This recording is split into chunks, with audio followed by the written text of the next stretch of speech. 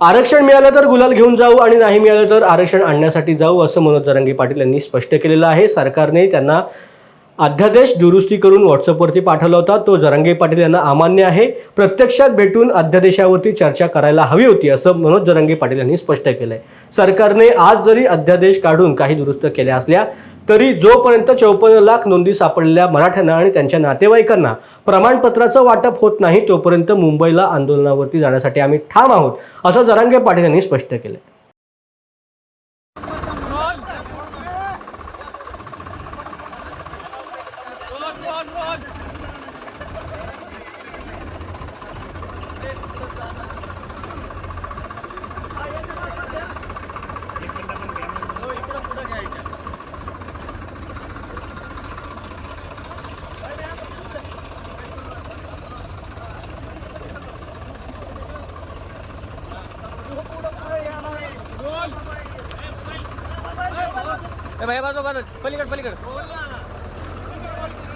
टाकल्यात म्हणून त्यांनी आणि त्यांनी ते काय दुरुस्त केला ते व्हॉट्सअपवर टाकला. व्हॉट्सअपवर नसतं टाकायचं, प्रत्यक्ष चर्चा करायची असते ते आणि नंतर ते अध्यादेश काढायचा असतो. तुम्ही तिकडे व्हॉट्सअपवर टाकणार, आम्ही इकडून सांगणार हे दुरुस्ती करा, तुम्ही करणार नाही.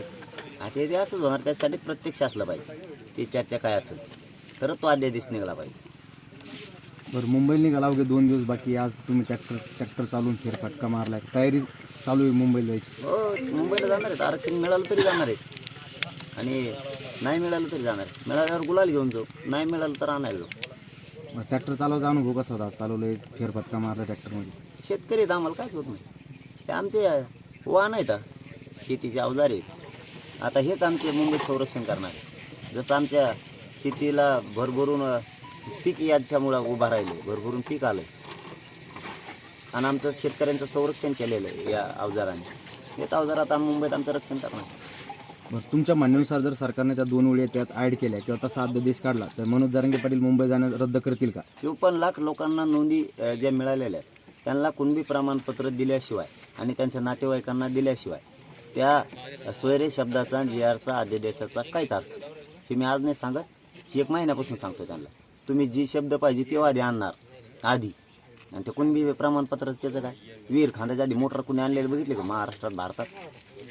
आधी वीर खान लागतील, पाणी लागलं मग मोटर आणावं लागते. मोटर आणून ठेवली काय मातीत टाकी तू का ढेकळात?